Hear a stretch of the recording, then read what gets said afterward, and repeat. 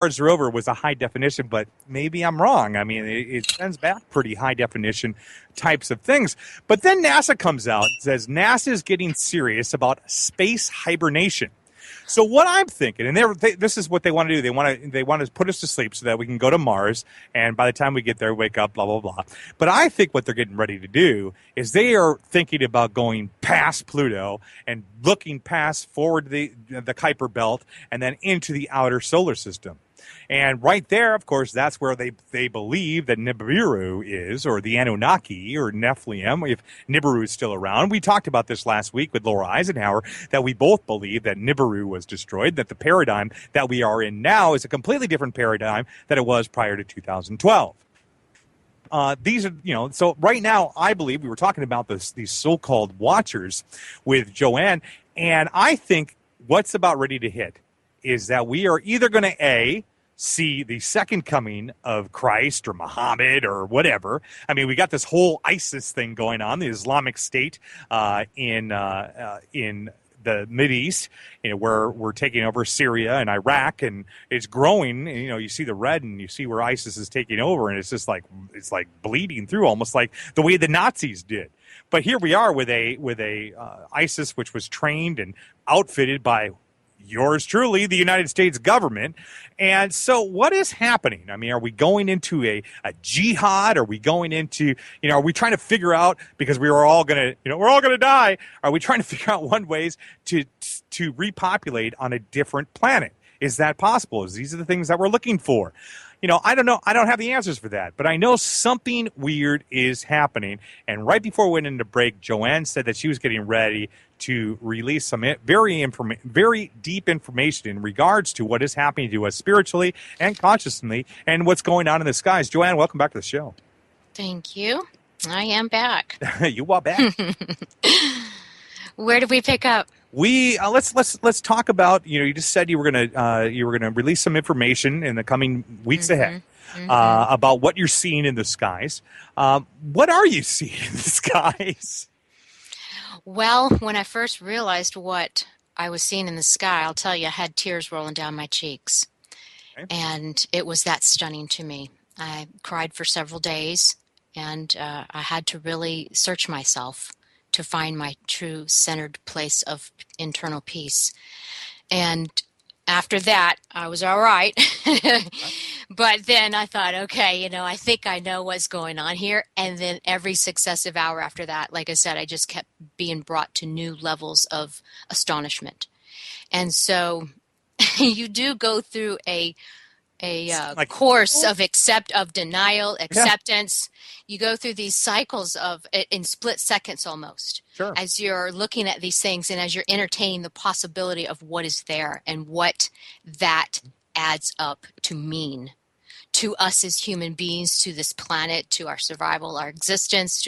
It caused me to go back, and I've already thought I had been questioning all of these things about myself after I had my awakening in 2012 when I closed my school, my church, my ministry, everything, and I began that 2-year journey leading up to now. I thought I had asked super deep quality questions of myself because I love to introspect, and I love solitude, and I love that whole journey that I have put myself on.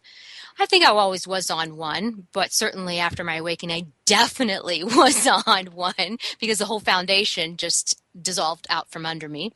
So in rebuilding that, I thought I had asked very strong quality questions. And now that I'm looking at these photos and I am in view of so much that cannot be denied, and I can see it now with my naked eye as I look up into the sky, I had to ask these questions all over again. And second by second, moment by moment, I was really brought to new points of reality within myself.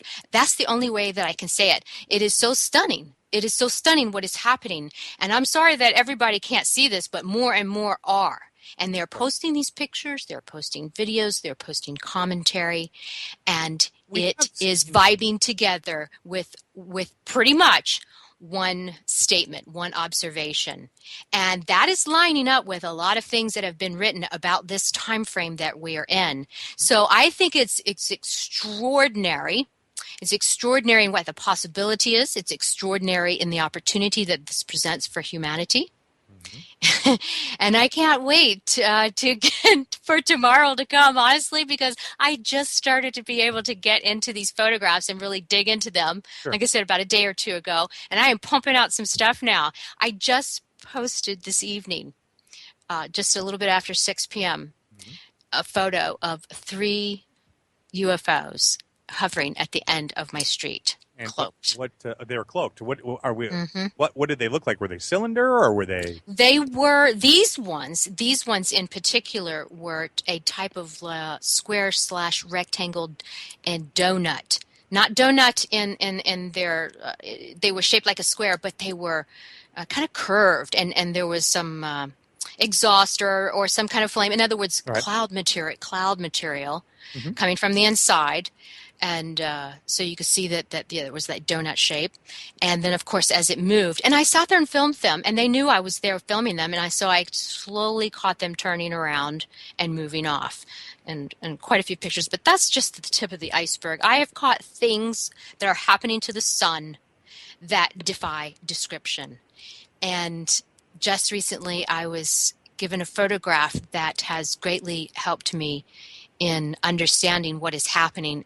I'll tell you, it doesn't get any more bizarre. It just doesn't. You think you have seen everything that is earth-shattering, paradigm-shaking, bring you to the floor. You haven't seen anything until you see what's going on with the sun. And I've got video of it, and it just makes me quiver sometimes. I laugh. Now I'm kind of laughing, and I'm like going, okay, what next? Right. Well, I actually have, back when I was doing my YouTube videos, I was taking a lot of film footage of the sun. Of course, as you know, I was like the Nibiru guy. And when I wasn't paying attention back then, and this is all just come into my radar onto your within radar. within the last few months since I had this really strange experience on August 20th. Then I really started paying attention. I mean, it was in the periphery. Yep. Okay, but you were really into it, and I did see your post come through. Yeah, I was. I had this photo or this video footage of what looked like a space war going on next to the sun. I mean, it was unbelievable. Yes. The footage that I had, it was absolutely unbelievable. And all this footage, I had a footage of disappearing aircraft. I had footage of chemtrail planes disappearing. They'd be going across the sky in a straight direction and then disappear off the face of the sky. There is so much going on up there. We forget. A lot of people out there forget to look up anymore. Yeah. That's true, and they're missing out. So this is what I'm raising awareness to. Get your head out of your iPhone, or at least turn it up toward the sky. Well, I think that's why we have these. You're going to catch a lot if you do that. Yeah. Use it for something instead of sitting there and walking into fountains. Or driving, and I just saw 2 ladies today in the same car. Both driver and the passenger were both looking down into their phones while they were in motion in the car. And I'm sitting out there with my iPhone up to the sky taking pictures of these dragons fighting and these mechanical transport vehicles unloading their load. And these ladies are looking down. I'm sure they're doing Facebook or something, but I just scratched my head and I said... Now, you're in Virginia, right? Yes. Yeah.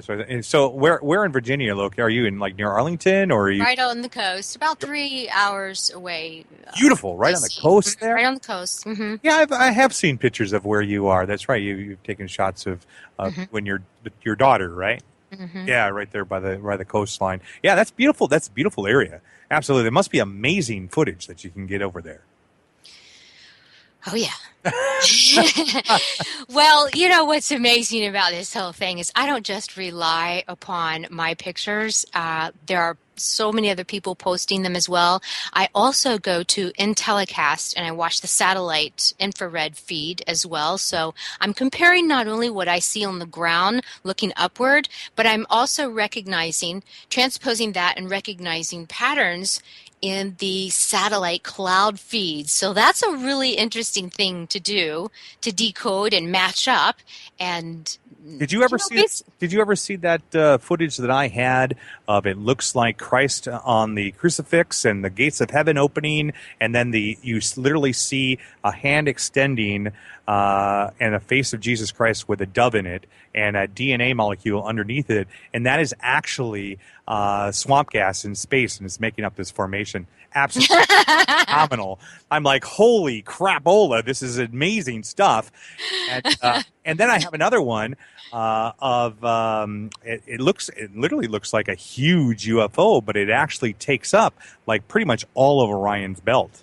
It's absolutely amazing stuff, and you know you look at the NASA images, the SOHO images, all this on there. I check SOHO. Yeah, I compare if I'm seeing something really extraordinary, I immediately go in and check the satellite cloud feed, the infrared feed, and I check SOHO. So you got to be really intelligent about this. We have multiple sources coming in that can assist us to understand what's happening here, and some of these motherships that are so massive, they can be seen from other sources if you can get there in time before it gets removed. Well, some say that there's the actual supposed ark is supposed to be coming that is supposed to take humanity away. I've read this, and that this ark is showing up more and more on satellite footage, and it's this huge blue object that it's transparent, nobody really knows what the heck it is, but it looks like the yellow submarine on space. It's blue, but it looks like a blue submarine. Well, you never know. You never know, Donnie. There may be a scenario that takes place where a false Messiah comes. I mean, certainly we understand what a false hope is. Right. We understand counterfeit. And these are common phenomena in our lives, in our existence, in our incarnation, where we experience times of deception. And so this could be another scenario for the testing of humanity. Well, yeah, I mean, this is something that I've brought up before. I've always said if we see a bunch of ships landing or anything like that, don't get on those ships. Whatever I say, don't get on, because I believe, this is what I believe, anything that is UFO based or out there in the abyss has nothing but bad things behind it, except if it's like in the multidimensional plane. Then I'm a little bit more on board there, which I believe Elohim is part of, Christ and all that. Consciousness is all part of the Patal race. I don't know if you're familiar with that, which is supposed to be this multidimensional type of source light where the Christ consciousness is supposedly being. If you bring it back all the way to Hindu, it's where Brahman is up there in the abyss creating the imaginary projection that he is sending out. But when you talk about false flags, I start thinking about Project Bluebeam. And the bringing the false Messiah, which I think chemtrails have a lot to do with, because if what I'm thinking is the reason why they're creating, they're putting this toxic mess out there with chemtrails, is it would be a great projection surface. It would, and it would also be a great obfuscation tool. Oh, big word. So we have to be able to recognize patterns. Yes. That's the key here, recognize patterns. So if you're not looking up at all, you're not going to know you're not going to know any patterns. You won't be able to distinguish anything. Take pictures. Take your phone out and start taking some pictures and start looking at them. I see so many amazing things afterwards. Sometimes you can't really see what you're looking at, but the sun is just too bright on some days. But there is still so much to be observed, and when you get home you can look through it, or if you're familiar with a photo editing software, pull your pictures in there and start browsing around, contrast, brightness, different filters.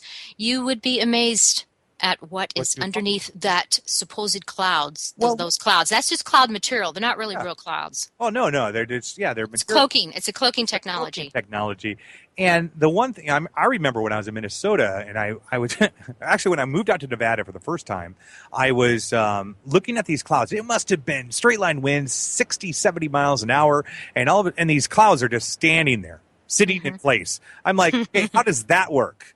I'm like, They have the most intriguing strategy when they approach each other. I've sat outside and watched them. It's like they have these reconnaissance or reconnoitering probes, friend or foe. They come out, they stop, stick those probes out, and then all of a sudden these probes open up and things come out. They transport, drop.